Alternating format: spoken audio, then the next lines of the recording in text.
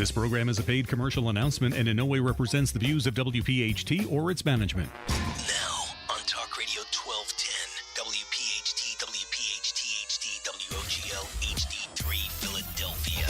Saturday Night Live with PhillyLabor. If we don't move in our own direction, we're going to become extinct. In fact, in some cases, we're close to being extinct right now. Presented by Weinerman Pain and Wellness, serious doctors for serious injuries, and powered by the law offices of Pond, Lehocky, Stern, Giordano. Talk, listen, and speak to the region's most influential leaders. It's Saturday Night Live with PhillyLabor. It's Saturday Night Live with PhillyLabor here on Talk Radio 1210, WPHT. Welcome in, everybody, around the Delaware Valley as we bring you our Labor Leader Roundtable, presented by Pond Lehocky, powered by the Sonesta Hotel, and live from the Sonesta Hotel, along with J-Doc. I'm Krause on a Saturday afternoon here in the Delaware Valley. J-Doc, very excited to be at the Sonesta Hotel for our second Labor Leader Roundtable. It's going to be an amazing show. I'm excited to announce everybody who's involved. Mike Barnes, business manager, IATSE 8, the stagehands local in Philadelphia. Joe Inemer, president, Gravers Communication Conference, local 16N in District 9. Lou Agre, president, Philadelphia Metal Trades Council. Ted Kirsch, president, American Federation of Teachers of Pennsylvania. Sharif Street, Pennsylvania senator representing the 3rd District. And, of course, Jerry Lehocky, co-managing partner and co-founder at Pond Lehocky. So I want to welcome everybody here for a fantastic show we're looking forward to. We invite our audience to settle in and enjoy the conversation as we will get into some multiple topics. We'll touch on some conversations. We'll get some good opinions from everybody here live at the Sonesta. Jerry, I come to you first just to give you an opportunity to give an opening statement. And we thank you, of course, for your full support of Saturday Night Live with PhillyLabor, and on behalf of all of the labor leaders in the room here tonight and everybody listening on Talk Radio 1210. Thank Krause, you, sir. Thank you. Joe Doc, thank you. Gentlemen, I'm honored to be with this esteemed group of labor leaders to talk about the issues that face workers in the local Philadelphia area and throughout the Commonwealth of Pennsylvania. It's going to be an exciting show. Good stuff. Nice to have you here, Jerry, as well. Guys, we're going to kind of, it's a roundtable show, and we're going to throw out topics and want to get everybody's opinion. I know we have Senator Sharif Street here, and he brings a great perspective politically. And so, fellas, number one question, simple. Why union? We're talking to our contractors out there, the city of Philadelphia. Why union? Why should they support union? Why should they build union? Ted? Workers need a voice, and the union is their voice. And somebody has to represent the middle class, the working people, and that's what we do. Sharif? Well, I would say this. When you're talking about building, we're talking about the construction development in a modern age. You want skilled workers that are trained. The number one thing I hear from employers is we need to have a skilled workforce. The unions don't just put anybody on a job site. They make sure that the workers are trained. They make sure they're healthy. They make sure they're rested. Make sure they have right health care. Ultimately, having well-trained, well-paid, healthier workforce is more productive and better economically for business leaders. So if a business leader is really forward-thinking, you'd want a unionized workforce because it ultimately means you're going to have a better product and you're going to do better economically. Mike Barnes, let me bring you into the conversation because you know from the many conversations, everything that occurs in the city of Philadelphia on a big stage falls under your leadership, and I hold you in high esteem because of the job IATSE and you've been able to do. Thanks, Krause. And as Sharif said, we bring value to the table. We have a trained workforce that these people can draw on, and when they're done their job, they go away. We go away. When they need us, we're back at it. And that's just not for building. That's also for the entertainment industry where we manufacture shows, manufacture trade shows. It lends itself to the teachers. We bring value to the table through our internal organizing that they can tap into without having the expense. We think we bring good value. If I can add? Sure.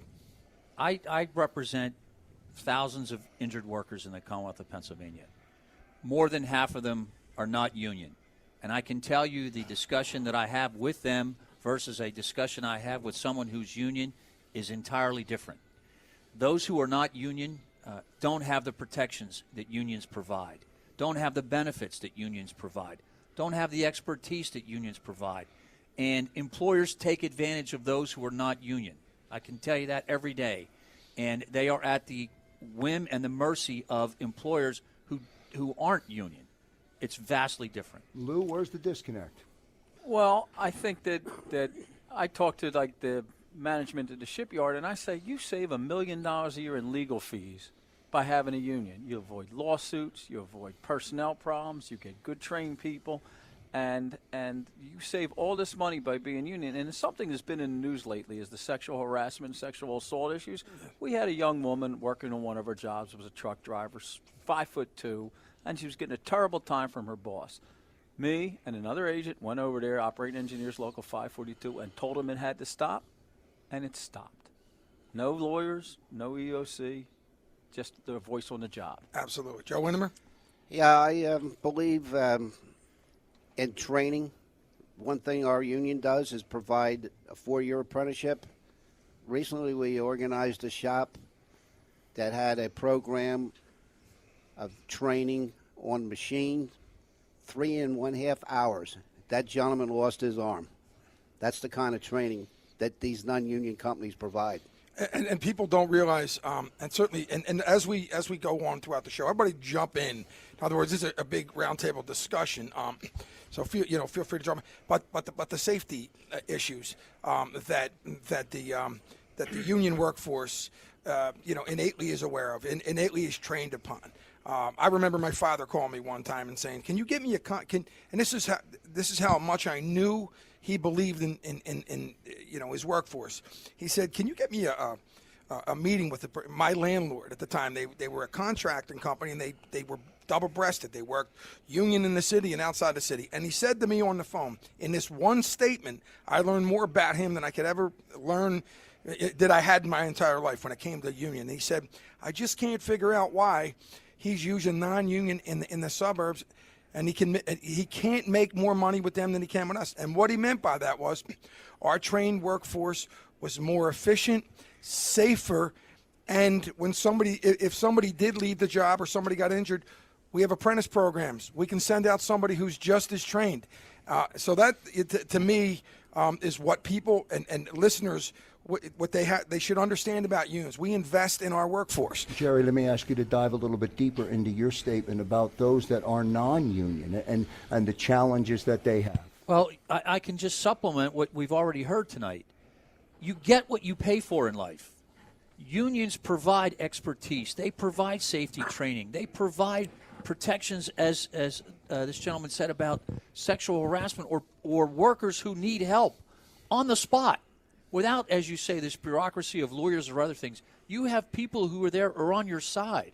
When you don't have a union, you're on your own. Yeah. You're at the whim of everybody. Sharif? Yeah, I'm actually one of the things that one of the reasons that I'm so pro-union, and my father was so pro-union. My dad was proud. Our former mayor, right? Former Mayor Street was proud to say he was a dues-paying, card-carrying member of Labor's Local 332. But what people don't know is he worked a job site before he was on a union when he was a teenager with his older brother.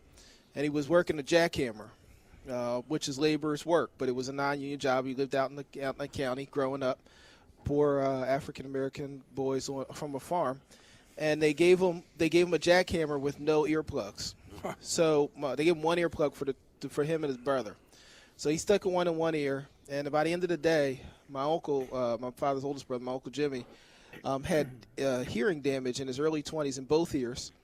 And my dad only hears well in one ear. Now that he's 74, people think it's because he's older, but he's had it my entire life because of one day on a non-union job site. And later on, he ended up joining the laborers. My dad actually did construction work before he became a lawyer. But we're passionate because my dad, every day of his life, can never forget what a non-union job site was because he can't hear well in one ear because of one day of what a non-union employer did to him. And I want to remind Sharif that his mother was also a union member of my local. That's true. Michael, I give you last word of the segment. And what I think is important for the audience to know is that the charge to the audience or the charge to the customer or the charge to the end user many times is not increased by the union rates and conditions that are there.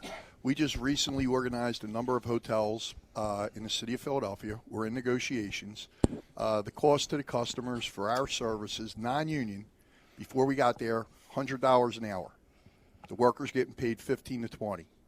On the union job site, where the prevailing rate, the charge out at a union facility like the convention center is $67, the union person gets $58.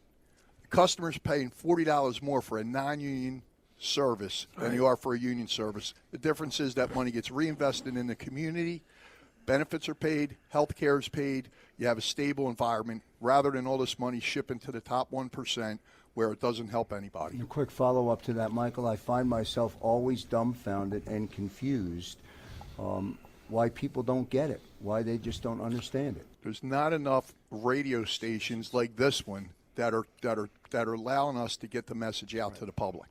Because if they knew the truth, there would be a lot more support. It's Saturday Night Live with PhillyLabor on Talk Radio 1210 WPHT. It's our roundtable, Labor Leader Roundtable, as we broadcast to you here on Talk Radio 1210. We'll take our first commercial break. We're presented by Lehocky, and we are powered by the Sonesta Hotel. For your holidays this December, get to the Sonesta Hotel.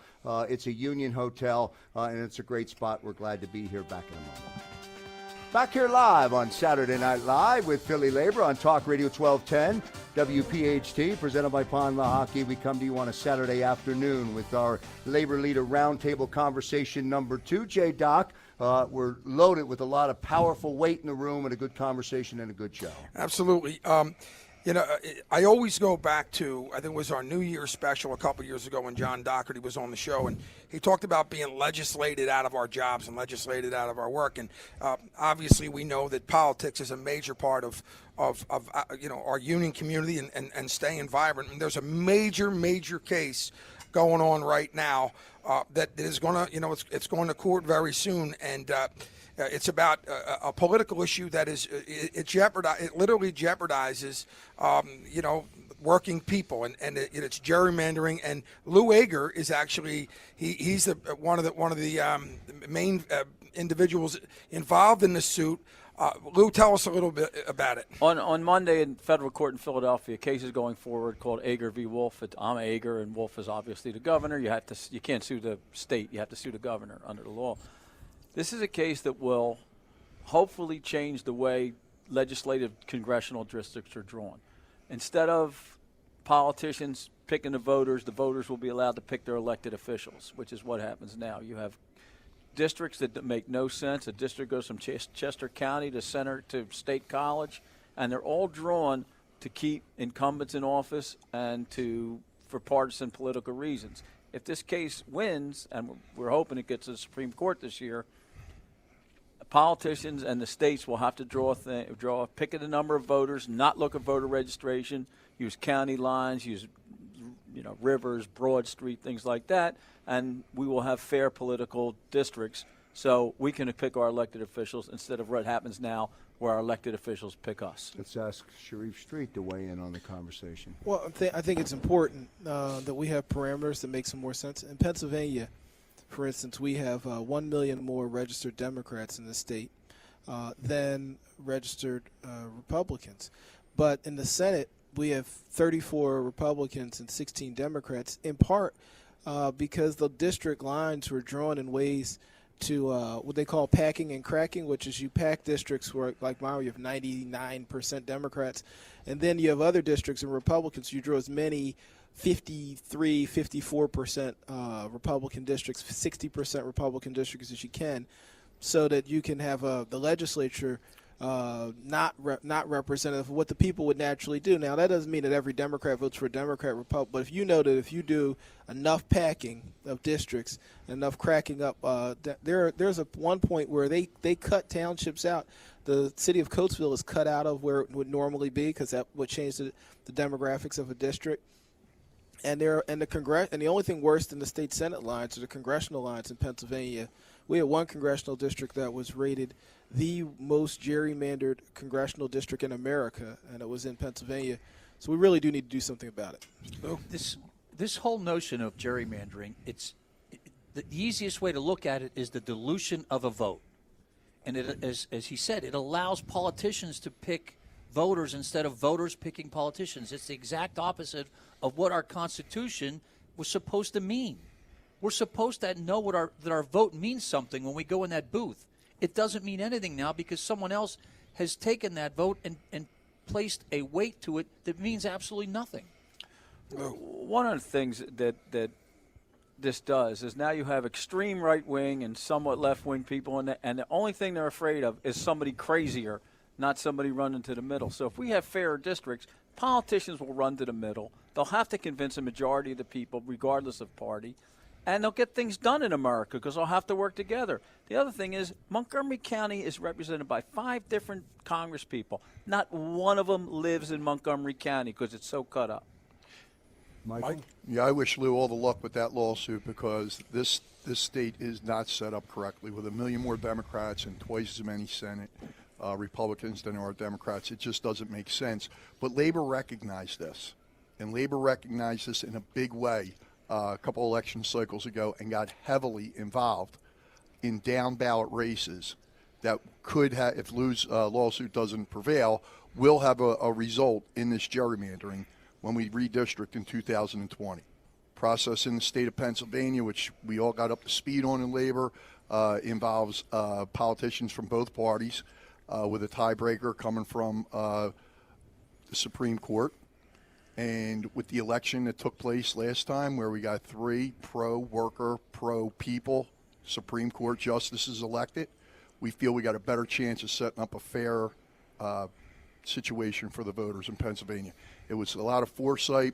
I give my friend Johnny Dock a lot of credit for getting us all together, get behind that, getting his brother elected, 2 other good judges, which we think will help with that problem going forward. I mean, immediately, Kevin Doherty, and the results were seen in that particular election. I mean, I think it was it the teachers? There was some legislation that came down the pike I think right after the election. And I think it was right to work or something like that. It was right to work legislation that did not pass, and that was because we understand that the value of our Supreme Court and the value of voting. One of the things that Sam Pond said the last time we were on the show is how on the legislature how the deceptive nature of right to work. I mean, and we see it. I mean, we obviously talk about it all the time on this show, but the general public. And it's not in, who in the world would vote against right to work? You would think, right? And we all know what it really means is the right to work for less and to unorganize. I mean, yeah, I really hate the term right to work. That's what the anti-union movement calls it. But what it really is anti-organizing, anti-labor, anti-healthcare, anti-wages, anti-middle class legislation. Because that legislation is designed to allow the 1% at the top to exploit everybody else and to stop workers and regular folks from coming together to fight for basic things. And so I call it anti-organizing legislation, and the legislation we support is pro-organizing legislation. I used to think that the people like the Koch brothers and the Chamber of Commerce wanted to destroy the democracy so they could destroy the middle class. I've changed my mind. They want to destroy the middle class so they can destroy democracy. Right. I mean, it's amazing. Good point. When you look at the right, when you look at the far right, I often find that individuals that lean that way, but clearly are not represented by somebody like the Koch brothers or the Walton family. Their issues are nowhere near what they do is they try to get the middle class on the right to do their dirty work for them. And at the end of the day, people who support right-to-work legislation, all they're doing is lowering wages. And in the United States of America, if you want to see what right-to-work looks like, all you got to do is look at another state that does it. They make less money. Their standards are less. So why would you go in that direction? Well, that's because the right is looking forward to not having unions to bargain collectively against them. Lou, how's this going to shake out? Give you 30 seconds Well, before we go to the break. We're figuring we go to trial. We'll be on trial 3 or 4 days next week. We figure we're going to get a decision before Christmas, and hopefully we'll get to the United States Supreme Court this session. That's our plan. It's a big case. It's a big game changer, and it's we're let's supporting hope we win. huge. Absolutely. On Talk Radio 1210 WPHT, it's Saturday Night Live with PhillyLabor as we come to you from the Sonesta Hotel. Programming reminder, 1 week from today, next Saturday, Attorney Mark Cedrone will be with us. J-Doc will deal with labor, the government, and the RICO Act. So we'll deal with all of that 1 week from today here on Talk Radio 1210 WPHT. Back in a moment. And welcome back, everyone, to Saturday Night Live with PhillyLabor on Talk Radio 1210 WPHT, presented by Pond Lehocky. It's our Labor Leader Roundtable conversation number 2 as we come to you from the Sonesta Hotel, and we are live from the Sonesta Hotel. Mike Barnes, Ted Kirsch, Lou Agre, and Joe Inemer joining us here tonight. And, of course, our political leader, Senator Sharif Street, is with us as well. Senator, thank you very much for joining us here on Talk Radio 1210 WPHT. Jerry, let me come to you before we continue in the conversation. When you listen to some of that chatter like we had in the previous segment with Lou Agre taking the lead in that battle, I think of you, and I hear Sam in my in my ear constantly talking about the battles that you have in Harrisburg. The battles are constant. And the reason why they're constant is because there are individuals, there are groups out there who don't like unions, don't like injured workers, don't like lawyers for the most part, and don't like what we represent.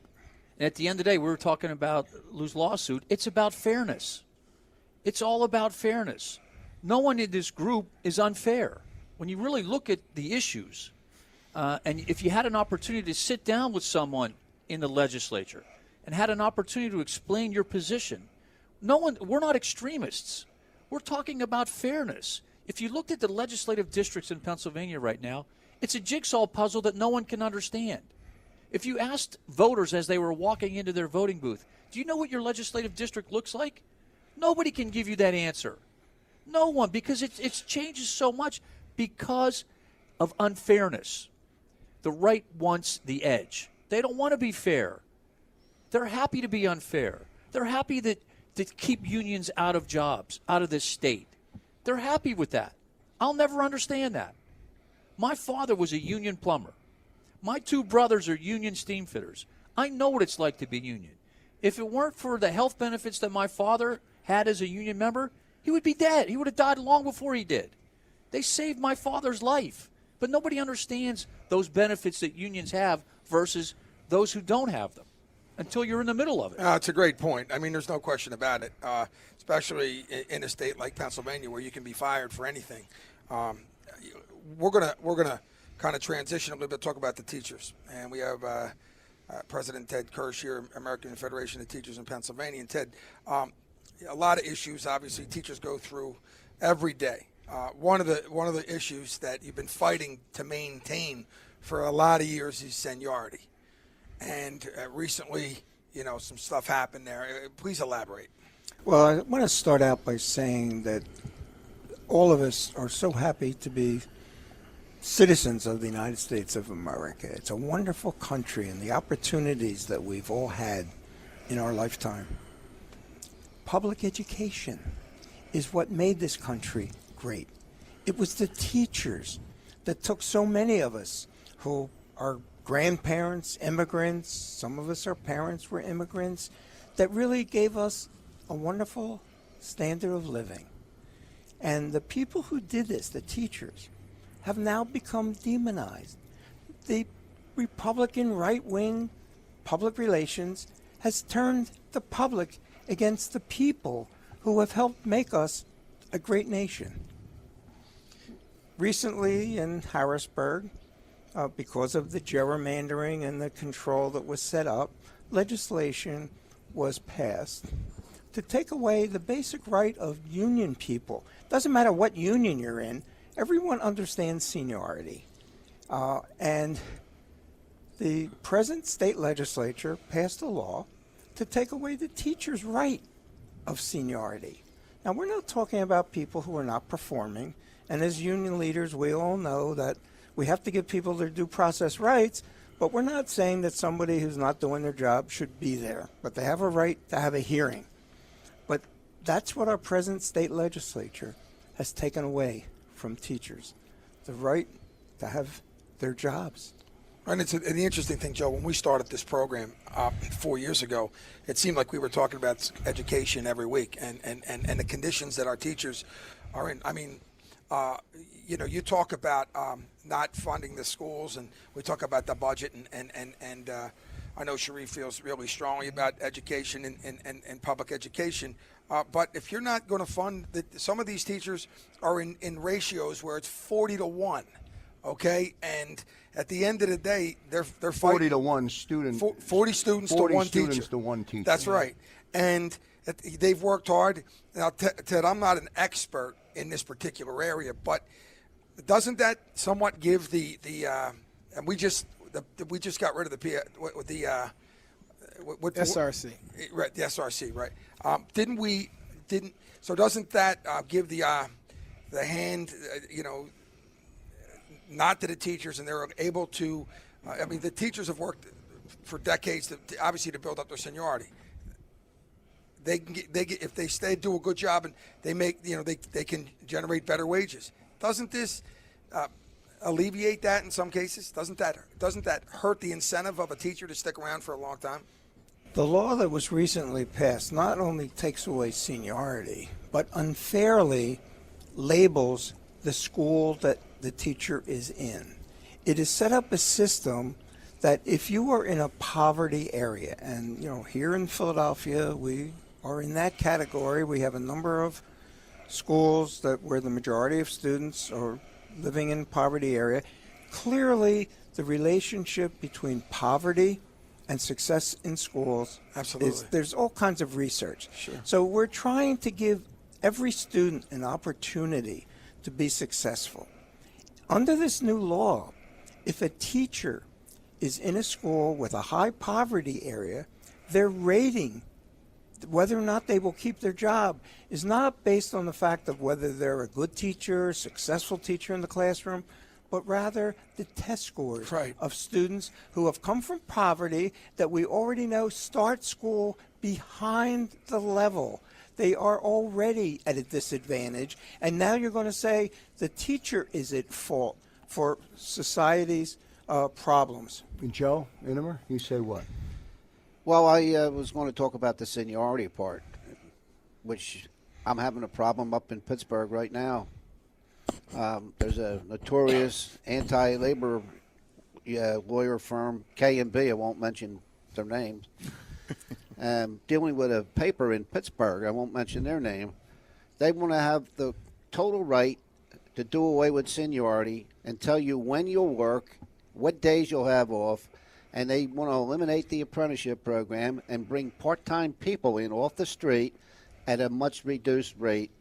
Again, why in the hell would anybody not want to be in a union and not fight for it? So we're fighting right now to tell this company to go back to wherever the hell they came from. Yeah, well, I just want to say I'm very passionate about the issue around what we're doing with education funding and fairness, particularly the last issue that Mr. Kirsch raised. For full disclosure, my mom was an organizer in his union for most of my life. And he mentioned that when I told him you were going to be on the show. So, but when you look at this, we take the poorest school districts and the poorest kids who families already have the most challenges starting out, and then we give those districts the least amount of money. Right. In Pennsylvania, we have one school district that receive where they spend $75,000 per child educating children, and in Philadelphia, the average we spend less than $14,000 a child. And so when you look at that kind of inequity, there are many school districts in our suburbs that spend about 3 times as much. So you take children where the parents have more money, the families already have better resources at home, and then you take those children and you give them less resources than everything else, not accidentally, but systemically. Your zip code, the value of your house that your parents live in should not determine your quality of education. It's wrong, and we have to stop it. And then to say to the teacher, it's your fault. You give you the poorest kids, you give it the least resources, and then we blame the teacher when there is a lack of success is just unconscionable. Lou? Yeah, and the answer is, and by the way, my mother was also a member of the PFT, but the answer is not to cut the money where they're getting 75, but to raise the money where we're getting 14. So every child that comes to in America has a chance at a good education. And here's what scares me, because this charge isn't going to stop with the teachers. The legislature is going to feel empowered, the right, now that they've got the teachers, they're going to expand that notion to go after other groups and go after seniority in other organizations. And that's what's scary. If we don't put a stop to this now, it will continue. Mike? I just find it ironic that the party that preaches smaller government is going to legislate collective bargaining. They don't belong in collective bargaining. That's an agreement between the workers and the employer, and to legislate it after we bargain for it is a bad precedent. Why are they in it, Mike? Why are they there? Because the majority of the people that have supported it and supported the teachers and joined the teachers and collectively put their voices together to put forth their position, won their position fair and square at the bargaining table through a normal legalized process. They didn't win it that way, so they took it from us a different way by getting gerrymandered legislative districts and overcoming the majority vote of 1 million Democrats to change the rules on Hope us. the audience is enjoying our conversation and our roundtable tonight here on Saturday Night Live with PhillyLabor on Talk Radio 1210 WPHT. We'll take our final break of the big show. We're presented by Lehocky. We're powered by the Sonesta Hotel, and we are live at the Sonesta Hotel, J-Doc, where they put on a great meal for us tonight. Everybody's belly is full. That means everybody's got a good opinion. I'm just waiting for dessert there, Joe. I'm right with you. Right. It's Saturday Night Live with PhillyLabor on Talk Radio 1210 WPHT. Back in a moment. And back here live on Saturday Night Live with PhillyLabor. Shout out to all of our listeners tuning in out in Montgomery County tonight. We'll say hello to everybody tuning in this afternoon on Talk Radio 1210 WPHT. It's our Labor Leader Roundtable conversation number 2. We're all presented by Lehocky. We're powered by the Sonesta Hotel, and we come to you live from the Sonesta Hotel. To my right, Jerry Lehocky, sitting in on the dialogue tonight, Jerry, and you can gather from the passion that's in the room, and you share that passion, and you come across the air with that passion. There's a lot of meaningful change and force that needs to continue as the battle goes forward. I am among friends tonight, and it's empowering for me because I don't get an opportunity to sit with this esteemed group that often. I'm typically across the desk from someone who's suffered a pretty severe injury on the job and have to walk them through what would otherwise be a very bad experience in their life. But were it not for the fact that the unions exist, that experience would be much worse for them. And the interesting thing, Jerry, is that injured workers' rights are their workers' rights. And I find it amazing, since we have the injured workers program in labor, that we take that the injured workers community takes the same legislative and political hits, and you know that better than anybody, that we do in labor. We fight every day. And so we have labor leaders right in front of us right now, and a political leader that are on the front lines. A couple things I want to talk about here in our final segment is we have Mike Barnes on the program, and Mike, the major events in Philadelphia, okay? I mean, the Parkway, the Pope, you talk about the NFL draft, all those things. Your workers are primary. You're front and center there. And to showcase the city of Philadelphia like never before. We broadcasted down there with Bobby Heenan. Unbelievable. When I find, and we talk about it all the time, it's amazing how that goes up and what does it do? What do those types of events and conventions do for the city of Philadelphia and the future of the city of Philadelphia? So, Joe, we're celebrating our 125th anniversary. We were chartered in 1893. We've been doing big events in Philadelphia for over 125 years. My family, like other people here tonight, I go back generations. My grandfather got in the union in 1916. My father got in 1947, right after World War II. I have brothers, sisters, nephews, sons. We all make a great living as stagehands. Everybody focuses on the big Triple Crown. You had the NFL, you had the Pope, you had the DNC. Right, the DNC. Now, I don't need a reason to hate Dallas, but I hate him even more now that Jerry Jones lobbied to get the NFL away from us in 2018 because we did what we had to do in Philly to keep that show in town. We had the best sponsorship. We had the best crowds. We had not one incident out there. It was a fantastic show, and I do think that'll come back in the future. But there are other shows that continue to pour in. We have Jay-Z coming in Saturday. We have hundreds of concerts. We have Live Nation Made in America. Here. Made in America's every year. Pennsylvania has now become the Hollywood of the rock and roll industry. We have Lidditz, Pennsylvania, one of the biggest manufacturing areas for the rock and roll industry. As a result of the location in Lidditz, Pennsylvania has been a tryout city for a lot of different acts that go on tour all over the country.